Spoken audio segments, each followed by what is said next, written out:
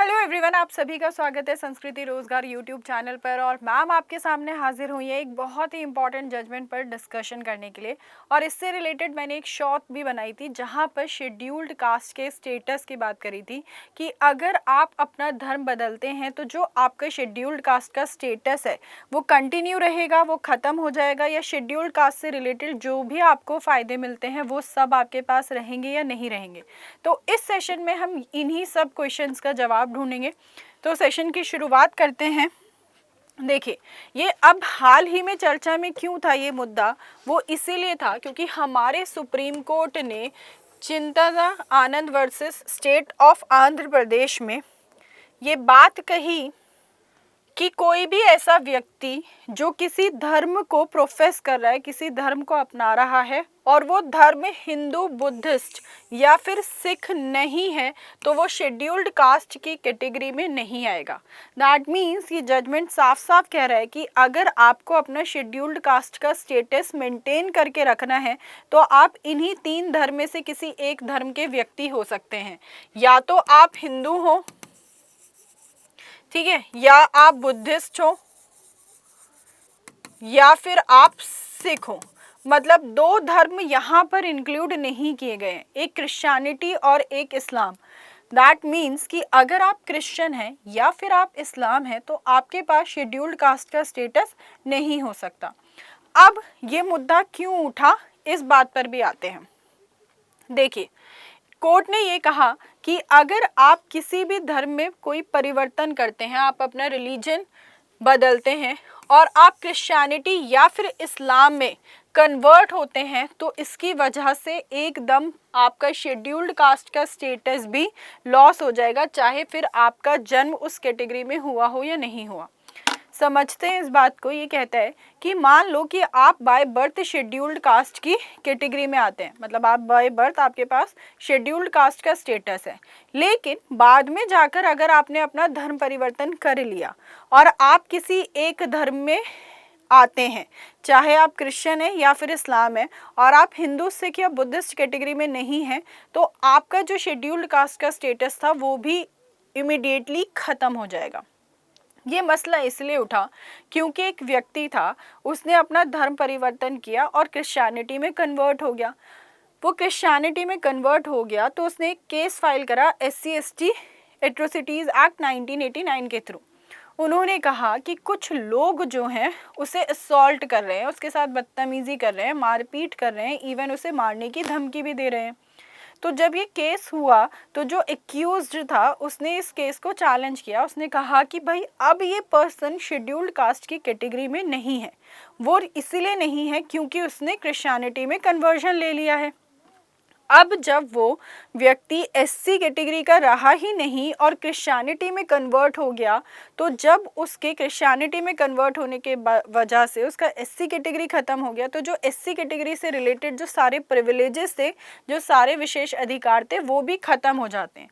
चाहे वो रिजर्वेशन की बात हो, उसका SC स्टेटस हो, या फिर SC/ST एक्ट के थ्रू उसे प्रोटेक्शन मिलती हो, वो सब खत्म हो जाती है। तो यही मुद्दा जब सुप्रीम कोर्ट पहुंचा तो सुप्रीम कोर्ट ने भी इसी बात को कहा कि भाई क्योंकि आपने अपना धर्म परिवर्तन कर लिया है, क्रिश्चियनिटी या इस्लाम आप किसी भी धर्म में करते हैं, तो आपका जो SC कैटेगरी का स्टेटस है वो इमीडिएटली खत्म हो जाना है। अब इमीडिएट लॉस क्यों होगा? क्योंकि ये दो जजेस की बेंच ने फैसला सुनाया। बेंच ग्रुप ऑफ जजेस जब किसी भी मुद्दे पर बैठाए जाते हैं तो उसे बेंच कहते हैं, जहां जज अपना अपना फैसला सुनाता है। तो दो जजेस की बेंच ने ये कहा कि आप किसी भी रिलीजन में कन्वर्ट होते हैं और अगर आपका धर्म हिंदू, सिख या बुद्धिस्ट नहीं है और आप जिस धर्म में परिवर्तन हुए वो क्रिश्चियनिटी या फिर इस्लाम है, तो उसकी वजह से आपका शेड्यूल्ड कास्ट का स्टेटस कम्प्लीटली ख़त्म हो जाएगा, तभी से जैसे ही आप कन्वर्जन करते हैं।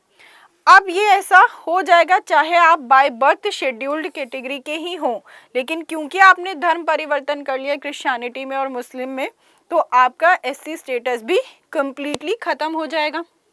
अब उन्होंने कहा कि इसीलिए उस कन्वर्जन के तहत उस व्यक्ति को SC/ST एक्ट के थ्रू भी कोई प्रोटेक्शन नहीं मिलेगी, क्योंकि वो अपनी मनमर्जी से उसने कन्वर्जन किया।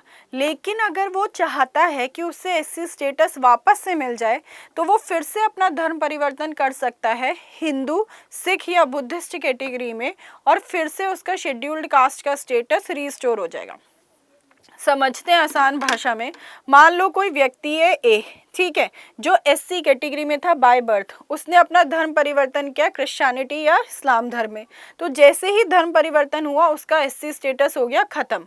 लेकिन अगर वो व्यक्ति वापस से अपना धर्म परिवर्तन कर ले, हिंदू, सिख या बुद्धिस्ट कैटेगरी में आ जाए, तो जो उसका एससी स्टेटस उसे बाय बर्थ मिला था, जो कन्वर्जन की वजह से खत्म हो गया, वो उसे वापस से मिल सकता है, वो वापस से रिस्टोर किया जा सकता है।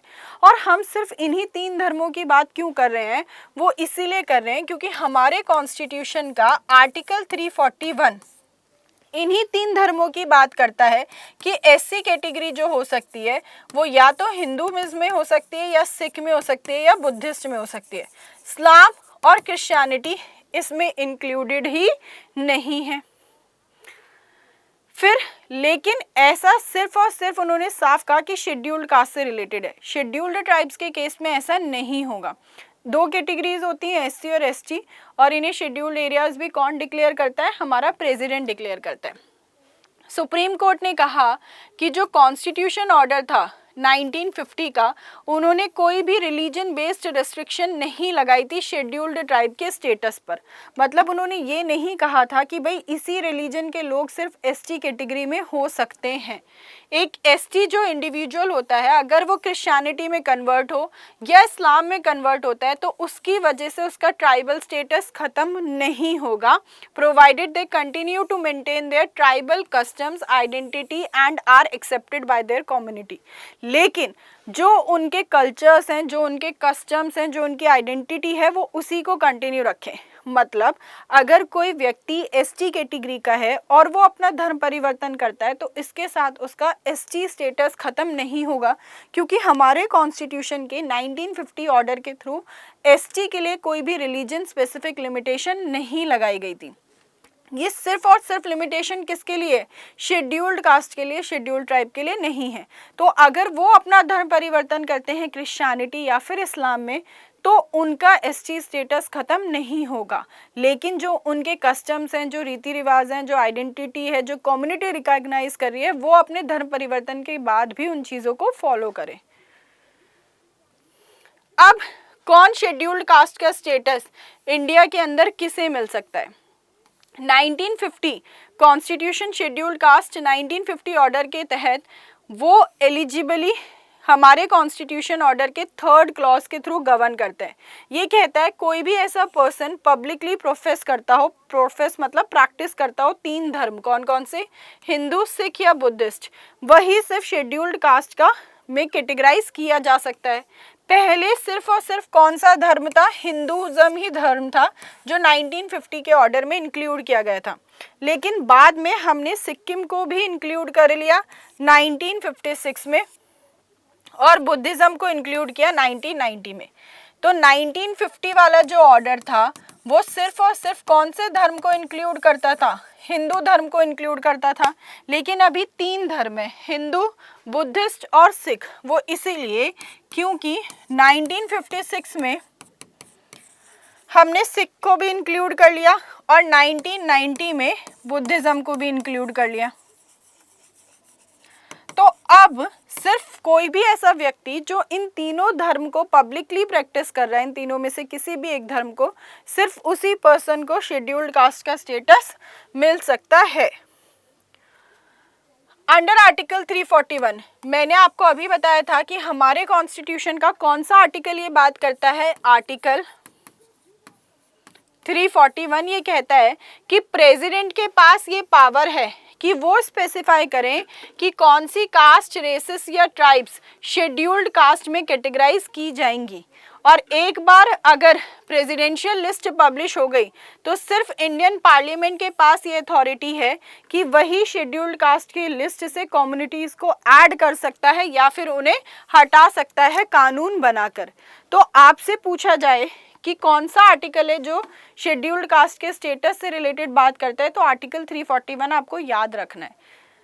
वो आपसे धर्म भी पूछ सकते हैं कि भाई कौन कौन से धर्म है, तो कौन कौन से धर्म है आपके, हिंदू, सिख, बुद्धिस्ट। ये किसके पास ये पावर होती है कि कौन कैटेगराइज करेगा कि ये पर्टिकुलर कम्युनिटी शेड्यूल्ड कास्ट के स्टेटस में आती है या नहीं आती है?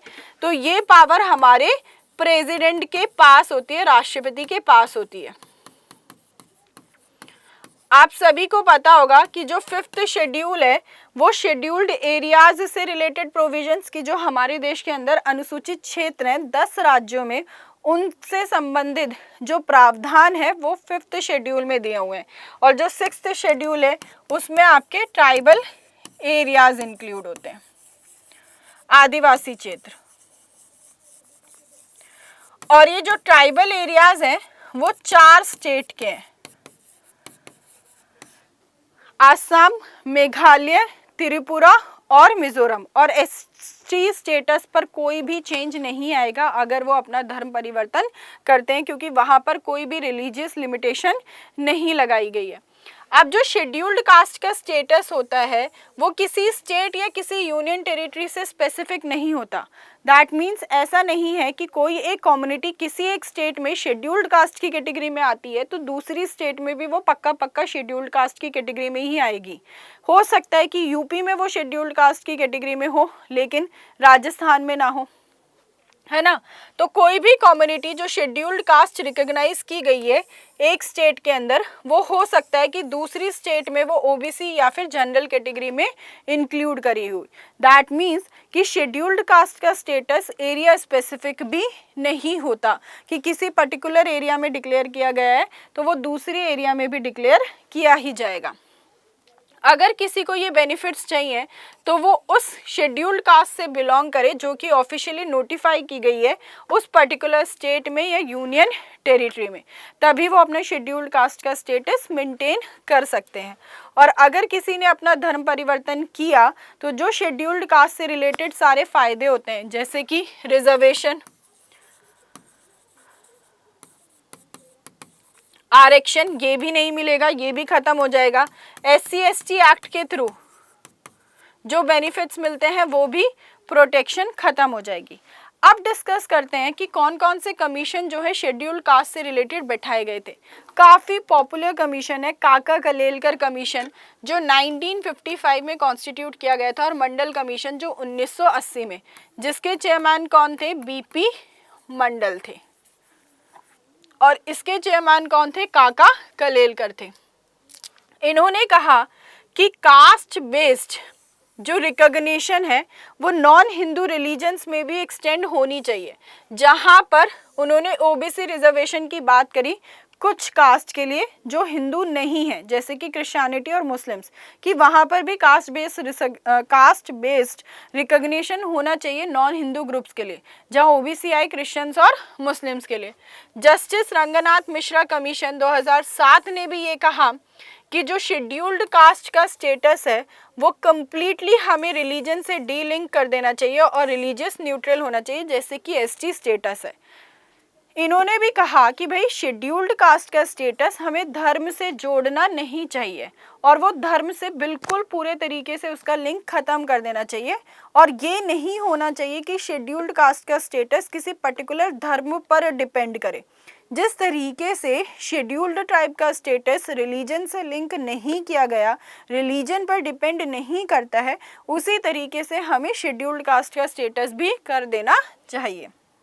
ऐसा रंगनाथ मिश्रा कमीशन ने 2007 में कहा था।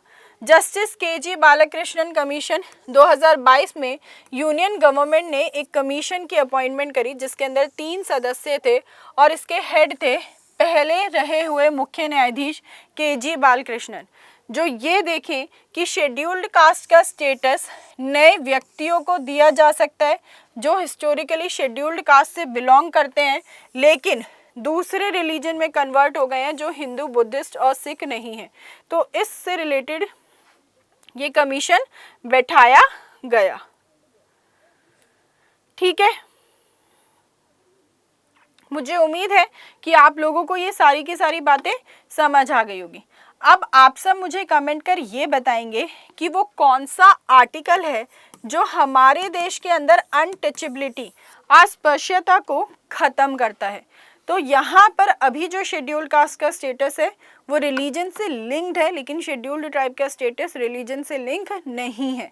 अगर कोई एससी कैटेगरी का पर्सन बाय बर्थ धर्म परिवर्तन करता है जो क्रिश्चियनिटी या इस्लाम है, हिंदू सिख बुद्धिस्ट नहीं है, तो धर्म परिवर्तन पर उसका एससी का स्टेटस भी खत्म हो जाएगा, लेकिन उसे रिस्टोर किया जा सकता है अगर वो फिर से अपना धर्म परिवर्तन कर ले। लेकिन अगर कोई एसटी कैटेगरी का पर्सन ऐसा करता है तो उसके साथ ये नहीं होगा, क्योंकि एसटी का स्टेटस धर्म से लिंक नहीं है। अब आपसे मुझे कमेंट कर बताइएगा कि आपको क्या लगता है कि जो एससी का स्टेटस है वो धर्म से जुड़े रहना चाहिए या धर्म से नहीं जुड़ना चाहिए, उसे भी एसटी स्टेटस की तरह कर देना चाहिए जो बिल्कुल धर्म से डीलिंग कर दिया जाए। मंडल कमीशन और काका कलेरकर कमीशन काफ़ी फेमस कमीशन थे, तो आप लोगों को ये मुद्दा समझ आ गया होगा, क्योंकि हाल ही में ये न्यूज़ में उठा हुआ था, इसलिए मैंने सोचा कि एक सेशन इस पर भी ले लेते हैं जिससे कि आप ये कन्फ्यूजन दूर कर सकें। तो सेशन को यहीं पर एंड करते हैं, लेकिन जाने से पहले आप सभी चैनल को ज़रूर सब्सक्राइब कर दीजिएगा, सेशन को लाइक कर दीजिएगा और शेयर कर दीजिएगा। Thank you so much for attending the session. Bye bye, take care, जय हिंद।